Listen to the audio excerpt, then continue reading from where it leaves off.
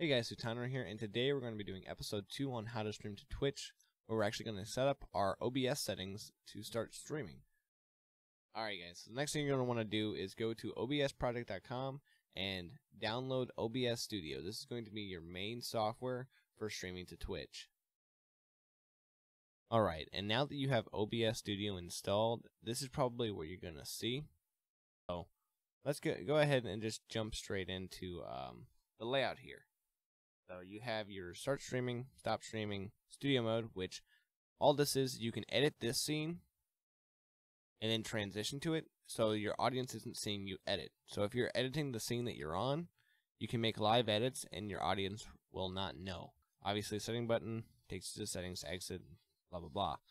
It'd be pretty straightforward there. This is your transition type. So if you want to cut transition or fade transition, I usually stick with fade. It comes default. The duration of the transition, I usually leave the default at 300 milliseconds because it's a pretty good round number. Your mixer is going to have all your audio sources, so like your desktop audio, if you have a secondary desktop audio source, your microphones, if you have multiple microphones, etc., etc. Even plug in guitars and stuff like that if you have the interface to do so. And then you have your sources panel, which is going to be where you put your game. Like your game capture, your window capture, if you're doing something different, like if you're doing a software specific thing, and this is going to be where you put all your stuff. Your scenes is just how you kind of organize it all. Like if I were to pull up my OBS here, my personal OBS, I have a League of Legends scene, I have a Duel Links scene, I have a monitor scene for doing stuff like this, and I have a camera scene for doing the opening, video portion that you got to see earlier. Alright guys, so the next thing we're going to do is we're going to hop into the settings. So we're just going to go down the tabs and try to make this as quick and easy as possible. Language, change it to your language. Theme, I like the dark theme. You can change it to the light theme, which is default, or the Rachni. That one's a bit odd for me, so I like to stick to the dark. I think it looks nice and smooth, nice and classy. Automatically check for updates, that's personal preference.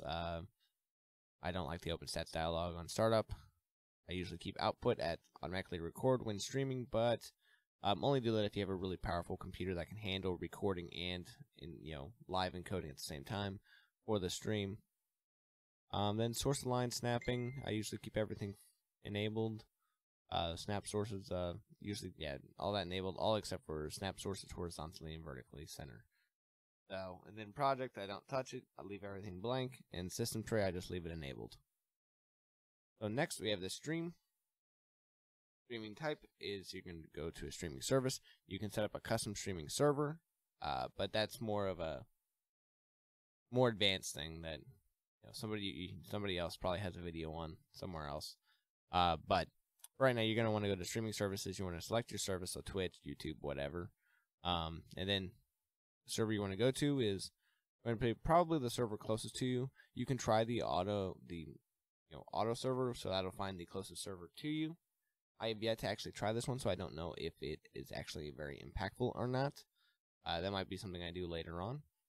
But yeah, so like for me, it would be Chicago, and then you go to Twitch, and then you go to your settings page or your dashboard. And then you go to your settings from your dashboard, and it'll give you an option to find your stream key. Get your stream key, and then copy paste it into this little box. Hit apply, and then boom, your Twitch is connected to your OBS. So for output, I'm going to change it to simple. Now all you're going to want to do, change your video bitrate depending on your resolution that you want to stream to. If you're streaming 720p 30 FPS, you can get away with 2000 to 2500 bitrate. If you're streaming 720p 60 FPS, you might want to try 2500 to 3000. If you're streaming 1080p 30 FPS, then you want to do 3000 to 3500. And then, of course, 1080p 60 FPS would be 3500 or more. So, and then for the recording aspect, I recommend setting it to high quality stream or high quality. And then I recommend changing the recording format to an MP4. Mostly because I find it easier to work with MP4s than FLVs, but that's just me. You might find it easier to work with FLV, so it's more of a personal preference thing. So for your encoder for your videos, I like to use the hardware encoder, so the NVENC, which is going to be used off of your graphics card, which most high-end graphics cards or mid-tier graphics cards nowadays have a separate processing area for video encoding, so it won't impact your gameplay at all. And then we'll go to the audio. Set up your, whatever your default desktop audio is. You can actually change it to that device, or you can just leave it set to default and it should automatically pick it up. Microphone, same thing. Just whatever microphone you're using. For me, would be the Focusrite, and you can set it up there. So like that. Yep. And then video. Your base resolution or your canvas resolution is going to be exactly what you see here. So it would be my desktop. My desktop is 1920 by 1080, so the video you're watching is 1920 by 1080 because that's what I have the scaled resolution as for the OBS that I'm recording off of. But so more or less, your base canvas is going to be your, what you see, and then your output is going to be what your viewers see. So this would be set up for a 720p stream. I like to use the Link ZOS downscale filter. I feel like it works really well. It looks really good. And then my FPS value, I usually, if I'm doing a lower tier stream, I'll do 48. If I'm on my second computer, which is not exactly the highest of qualities, I'll do 48 and I'll do a 720p stream. On this computer that I'm currently on now, I can do 1080p 60 FPS and I don't have to think twice. You can set up hotkeys for quick transitions, fade transitions, to start streaming, stop streaming, discard delay, all that random stuff. Scene switcher being one of the easiest ones one of the best ones to set up for me whenever you have multiple scenes. Advanced, I wouldn't touch very much. The only thing you might want to touch would be the process priority, which maybe set it above normal, but that would be about it. But for the most part, that's it, unless you want to enable. You can possibly enable the network. You can change it to, I usually leave this at default because I don't fully understand it. You can enable the new networking code and low latency mode, which would mean that you have less of an impact on your actual network. And me and my roommate actually tested out, because he streams as well, that his is set for low latency mode, mine is not. But with having at least one of them set to low latency mode, we can actually both stream on the internet, where it's typically you can only stream once, and then if anybody touches the internet after that, it goes it goes south from there. But with low latency mode, we can both stream and not have any problems. Alright guys, so now we are going to be setting up our scenes. And as you can see, I have a game open. I have Black Desert Online open, and we're going to start setting up a scene using that game. So first things first, I like to change the name of the scene to something that is, relevant to the game. So the scene's going to be called Black Desert Online, or Black DO. Alright, so next thing you're going to want to do, go to your sources and go to window capture. Name your capture, the Black Desert Online, and then find the Black Desert, hit OK. Now we have Black Desert Online pulled up. And next thing you're going to want to do is add your video capture. Now, you don't necessarily have to use a video capture device, but it is pretty common. So what you would do is just do that, select which one you want, make sure it's over top of your game, and then just size it how you see fit. So for this, we'll leave it like that. The next thing you're going to want to do is go to a website called Streamlabs. So for mine, just go to login with Twitch, and then now you're greeted with a bunch of different things. You have a dashboard that lets you know who followed, who subscribed, all that stuff, who donated, your donations and whatnot. I don't get a lot of donations. But the main thing you want to focus on early on is just going to be your alert boxes. So when you're setting up your alert boxes, you can get this. You click to show your widget URL, you copy it, and then you'll go to OBS. And what you're going to want to do is you're going to go to Add. You're going to go to Add Browser Source. And then I usually like to name this Twitch Alerts.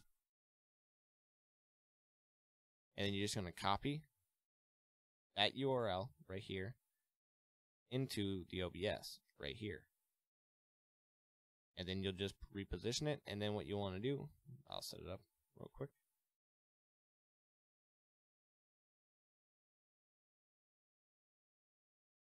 Go here. Paste. Here. You set it there. Okay, so the next thing you're going to want to do is just press that test follow button. A demonstration of superior judgment. Test subscription. You're already dead. You just haven't caught up yet. This is a test. Test Our donation. wills align. This is a test donation $4. And test your host. This is how we say hello in Zon. Sometimes it'll mess up a little This bit. is how we say hello in Zon. And then I'm test sure I bits. won't be needing this, but I'll take it anyhow. So you can set up, if we pull up back up the Streamlabs, you can set up these, my wheel isn't working. You can go to follows and set up your GIFs, sounds. Now to set up the sounds for this particular site, you have to use .ogg type audio files. You can use GIFs, you can use images for the image that pops up. Same thing for the subscriptions. You can also change the volume of it. You can change the alert donation so that by default, if you have it set longer and the clip is shorter, it will automatically loop. So you can change the duration to do more or less whatever you want it to do. If you just want it to go through the scene once, then it'll go through the scene once. But if you want to set it longer, it'll loop through the scene or loop through the GIF. Okay, and so one useful tool I really recommend you download is actually going to be the Stream Labels. And what this is I'll open up mine right now. What this is it's kind of like an alert panel. Pull it up over here. It's going to essentially be your Streamlabs dashboard. So it'll show you like your follower count, it'll show you who followed, who subscribed, who donated bits, who donated, what they said, so you can respond to it if you don't have it set up to where you can hear it. You can do things with point redemptions for your extensions, music player with the extensions, polls, and giveaways, if that's the extensions that you're using. Pretty helpful. It'll also put all of your stuff into specific files. I'll actually go through and I'll demonstrate how to set that up. Alright, so you choose your output directory. Typically it'll be under Documents, Streamlabs. Select that folder. And then, boom. Everything is set up. So then you're just going to want to pull up, not what I wanted. I like to keep it like that. And then the line. Then we'll pull up this, and we'll go to add a text field. So whatever text will do, latest follower. And then you go to read from file. Go to browse. Find that folder that you just had, so Streamlabs. And then find your most recent follower. There you go, most recent follower. Okay? And then you can, as you can see, it popped up on the thing here. I can put it down here, I can put it up here. I can move, I can resize it, I can change the font. So like, let's see, let's play with the font for a second. We'll go ahead and do Gudagagi or whatever the heck that is. Doogie. We can do Georgia. Let's do Georgia. We can change up the colors a little bit. Let's do my favorite, green. Like, oh, well, that doesn't stand out very much, so we can do a gradient. fade it down into a lighter green. Makes it stand out a little bit more, but not too much. Oh, oops. I went ahead and exited out of that. And one thing I also like to really like to do is add an outline. So we come down here, we go to outline. Pop up this, like the color, I like to do it in black. Make it stand out a little bit more. That means I can move it virtually anywhere, and it'll stand out more with that outline. But you can really set this up any way you want with any color scheme you want, but that's just how you would do it. Okay, so the alternative for doing the most recent follower text is going to Streamlabs over here and getting an event list. So we can go down here, we can go to event list under widgets. We can click this, copy it, and then what we'll do is we'll go down here, go to add browser source. We'll do this event list. And then it's the same thing as setting up the Twitch alerts. Copy paste. Okay. And then move it down to wherever you want, resize it the way you want it. I usually like to keep it pretty small, kind of moderately sized. And then I like to put it in the corner. So you can go over here and you can actually change the color to whatever you want. You can have it show hosts, follow subscriptions, new sub tiers, all that stuff. You can change the maximum amount of events, so I can change it to max is 10. And then if you want these saves to go through, just hit save settings, and then boom, it'll update. I usually like to keep it at 5 though. I think 5 is a good number. Not too much, not too little. So the next thing we're going to go over is your stream dashboard. This is going to be your central point of operation for editing your stream title, what game you're playing, and monitoring your chat and whatnot. You can always do the pop-out chat by going to the settings and just pop out the chat. But I usually like to keep the dashboard itself open so I can monitor viewers and all that stuff, auto host, so exactly what's going on. But that's just a personal thing. Plus, I can always move over to, I can check my stats, my event manager, my editing stuff, AD extensions and whatnot. But you can really do it any way you want. I just like to have the dashboard open because I jump from game to game, sometimes frequently, sometimes not so frequently. But it's nice to have it open just in case. But so your standard setup, I'm gonna change monitor captures, is how your second monitor is typically going to look, or your your whatever it is you're monitoring your Streamlabs, so your followers and whatnot on, and then your Twitch chat and your viewer count and whatnot. And then I also like to have Spotify underneath it all.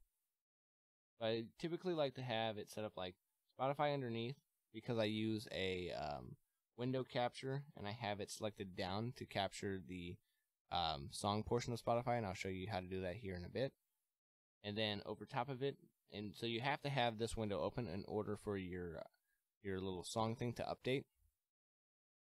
But over top of that, I like to have this, internet browser, and then on the side, your Streamlabs, so you can maintain, updates and whatnot. You can look at them and figure it out. And then you can also just jump down and change songs, blah blah blah. But that's the most optimal setup in my opinion. And then on my first monitor, I have OBS set up, and then the center monitor is the game or whatever it is I'm playing. Okay, so to set up a now playing thing with Spotify, what I really like to do is I like to do a window capture. I'm going to window capture, I'm going to do Spotify. And then just go down and select Spotify from your list. Okay. And then we're going to go ahead and go to transform. Dear Lord. So you want to crop it. You can do this one of two ways. You can go move it around like this.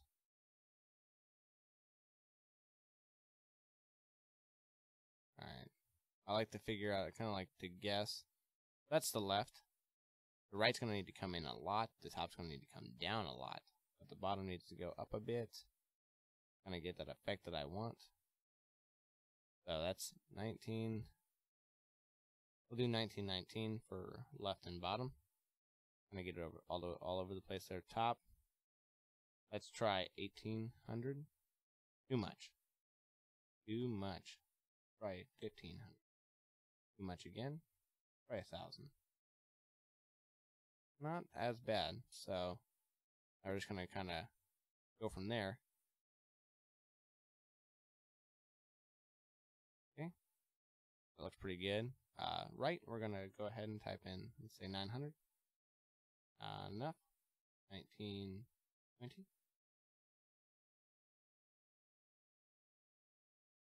Too much. 1900. Too much, but we can always just go through and edit it. So we'll use the arrows now. And just kind of hold down. Let it kind of go until you get to that point. Unless you're really good with the numbers and you can just figure out offhand what the numbers is that you need.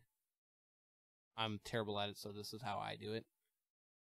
But just cropping it down so that you get this one portion of it, the song portion of the OBS. I like to make it a little bit long for when the songs update to something a little bit longer in the title. So I'll probably stop here. Good, okay. And then I like to move it be about here. And I want that to be a little bit longer. So go back to the transform. Edit transform. You don't want this to be too long. You also don't want it to be too short. So, hopefully, yeah, that works.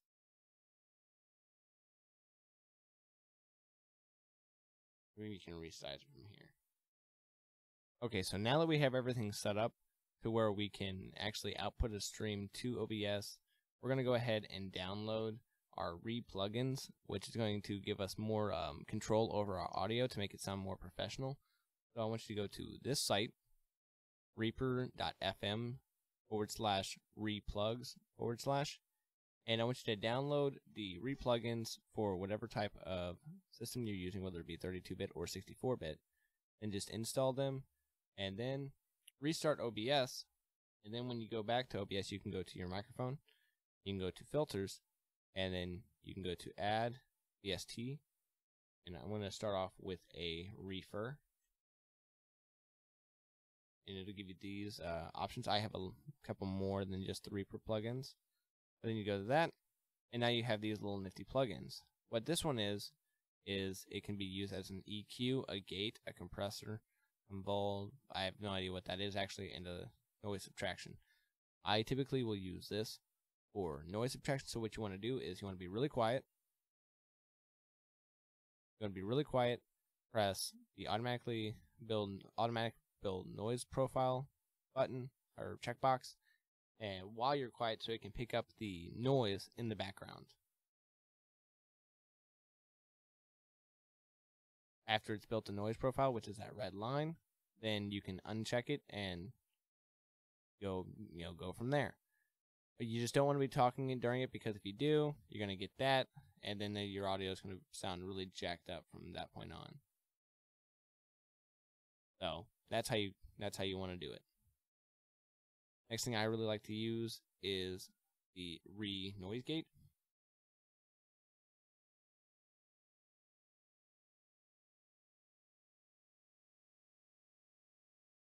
And I actually got my settings for this Re-gate on another video, which I will link in the video description. And the guy who set it up was really good. Like his settings are top notch. So I'm gonna go ahead and open up my Re-gate on the one I'm recording on, and these are the settings you want to mimic. You're gonna have a 0 ms pre-open, a 50 millisecond attack, 250 millisecond hold, 250 millisecond release, 662 hertz low pass, 400 hertz high pass, and leave everything else the same as it comes. And what this will do is if you're typing, while you're speaking, while your noise gate is open, you won't be able to hear it, or your clicks won't be able to open the gate. So like you can type, you can mouse click, you can hit your desk and whatnot, and it won't open the gate. The only way that you can open the gate is by speaking. So those little nuanced sounds won't do anything to harm your audio quality. The only time they'll actually break through is if you are already speaking. But some nifty stuff. I'll go ahead and I'll link his video in the description below. I recommend you watch it. He's got a bunch of settings for all the other plugins too that work really well. Alright guys, so the next thing I'm going to show you is 2 methods for setting up an automatic scene switcher. The first one is going to be actually setting up the automatic scene switcher, and then the second one is going to be just how to make it where the one scene will overlap the other scene, or one source will overlap the other source. So if we go up here to automatic scene switcher, we'll do the League of Legends scene, and we'll set it to League of Legends. Then the next thing we'll want to do is we'll want to start the game. So we'll go here, go to training, practice tool. So we're going to set this up with League of Legends because it's the best one that I can think of for setting up this type of scene transitions. So then we'll go to, we'll wait for it to pop up, and then that'll be our lull in game. Okay. So we're going to go to the League of Legends trademark client, and then we're going to set that as lull in game. We'll start the automatic scene switcher. What it's going to do is whenever we go from one game source to another, like right now we're in this game, so if we go out, it actually swapped to this scene. So then if we open up this one and we go ahead and we hit exit game, and we go back to the trademark client, it'll swap back to that scene. Or sorry, not the trademark client, but if we go back to the client, it'll swap back to this scene.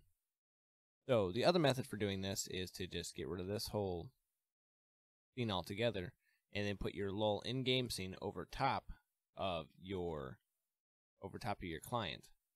So when you're not in game, nothing is going to appear over top of your client.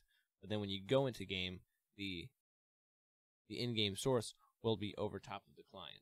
So 2 really easy ways to kind of set that up to happen automatically, where you don't have to set up hotkeys to swap scenes or anything like that.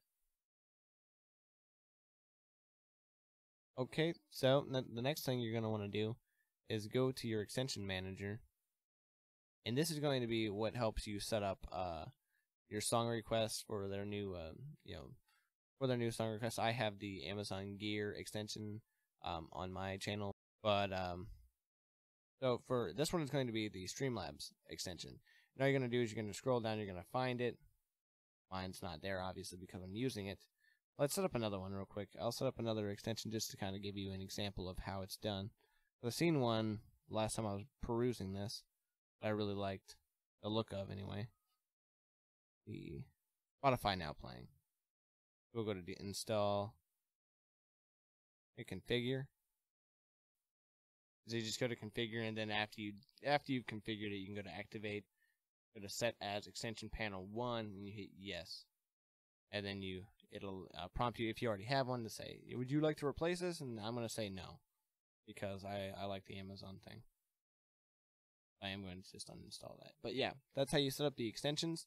This one is going to be the same. It's activate extension overlay 1, and then if you download another overlay extension, it'll prompt you to replace it. The next thing I want to do is I'm actually going to show you a example stream that I helped set up and produce. I really enjoy doing like graphic designs and whatnot, and I really enjoy helping people set up these, setting up their streams. That's why I'm making this video series. It's really fun for me, and I enjoy it a lot. And if this video winds up helping you and you're able to create a cool stream off of it, or if you're able to start streaming and you start enjoying it more, definitely go ahead and link your stream in the video or the comments, and I will personally go and follow you and like all your stuff and whatnot.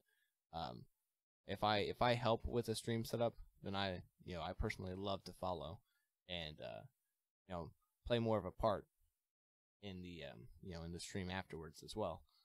So this is my buddy whom I help set up his stream. I'm just going to show you an example of how we did his. This is still very simple, but I'm going to go ahead and show you the profile setup, the channel setup with the the artwork and stuff that I helped design. So this is just one of his VODs. Go ahead and skip through to where he's actually playing a game. He plays Black Desert Online too. So change this to full screen. He's doing a 720p stream at 48 FPS, just like I'm setting up in my example. And as you can see, it doesn't look bad. Got his camera down in the corner. It's not blocking anything super thing. The camera he has problems where it freezes from time to time, but that's irrelevant. But as you can see, the graphics aren't bad at all.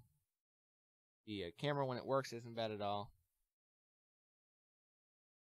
We have lighting issues in this house though, but overall, it's a pretty basic stream. Anyway, going back over to his channel, I helped him design this, the offline screen. One of those deals. It's just offline, and then where to follow him and stuff, and then the panels, which I think the panels turned out really cool. I designed these.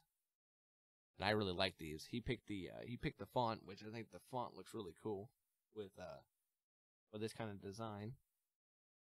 And yeah, so I also designed his logo, this, and he has a YouTube channel as well. Some other cool stuff you can do whenever you're building up your channel. Design yourself a logo, design your artwork here, design your Twitch panels and whatnot.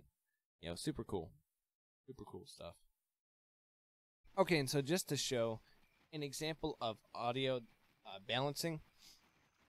As you can hear, I'm probably overpowering the video itself, but I'm going to turn it up to 100%. You can hear the game. And then when he speaks here in a second. Alright, so I have... well, you can hear me in the background talking to him during the streams. And you can hear him making jokes about me.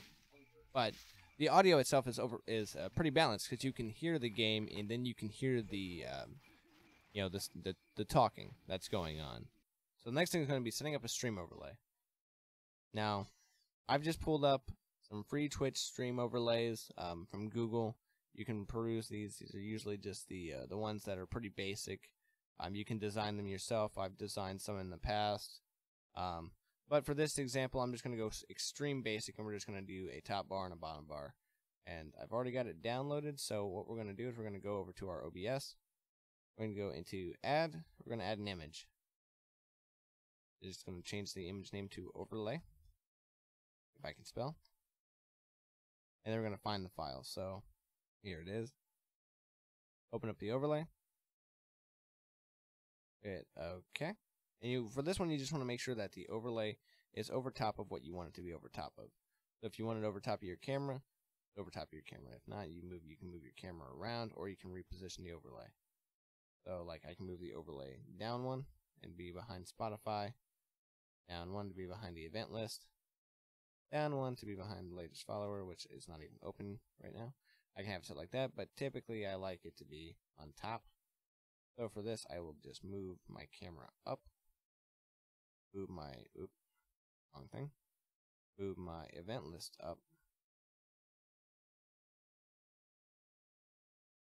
This one might actually be where the follower thing will look a lot better. So, latest follower, you're going to want it to be on top though. You can change it like that. We can, throw in a text field. Let's say, streamer name. So for an really open overlay like this, we can just type in, let's say, my name. Or I guess my technical Twitch name would be the Sutanri. And then change the color. Let's try to mimic the overlay a little bit. So do that. Let's change change the font. Yeah. Change the font something interesting. Let's go with Gothic. Let's go with Gothic. That looks neat. It doesn't really look that neat, but let's gradient it down to dark. Neat. And I can do an outline. What we'll do is we'll make the outline a little bit softer than what I usually do. Something like that. Okay. We'll just move it over. We'll center it. Make it bigger. I would highly recommend downloading a font for this, because these standard fonts don't look that great. But boom. Now you have a little bit of a customized overlay. And of course you can go through and edit these with GIMP and whatnot and make them look even better and more personal and change them up a bit. But this is just a very basic way to do it. Alright guys, that's going to be it for this video. The last thing I'm going to leave you with is whenever you're doing self-promotion and you're trying to get your name out there and you're trying to make a name for yourself and get your following, you're going to want to promote on the forums for the games you're playing. So go into the forums, help answer questions and whatnot, and then promote yourself there. For League of Legends, you can promote yourself in-game, just do what a lot of people did and do, and spam your Twitch link in games.